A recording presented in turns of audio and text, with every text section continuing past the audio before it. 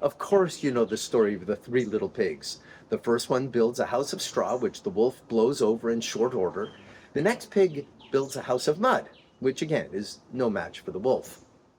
The third pig builds a house with bricks and saves the day. If only the wolf had studied neuroscience and had told a story instead of wasting his breath with all that useless huffing and puffing. You see, neuroscience teaches us that we build up beliefs and views of the world through a process called Bayesian learning. The end result is like a brick wall of strongly held beliefs. And combined with another phenomenon known as confirmation bias, we hold fast to the schema in our minds and selectively focus on evidence that confirms our beliefs.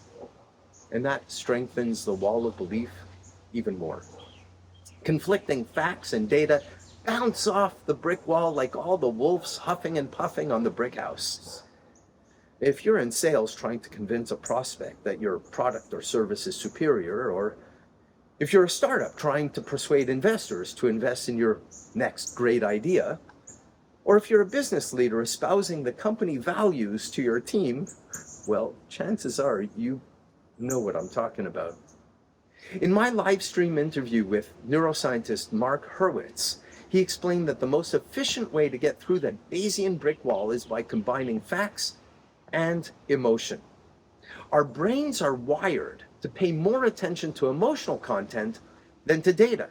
There is no sense fighting it, he says. That's just the way the human brain has evolved. And there's no better way to combine facts and emotion than in a story.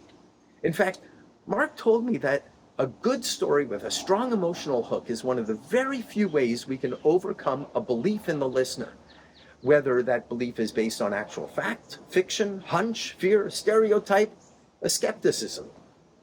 So you can keep huffing and puffing your way through PowerPoint, or you can reach through that brick wall of existing belief with a good story. In the interview, Mark also told me another neuroscience experiment. Apparently, if you use a few neuroscience terms in your conversation or presentations, your credibility goes up. Insular cortex, amygdala, prediction error, dopamine, cognition, brain mapping.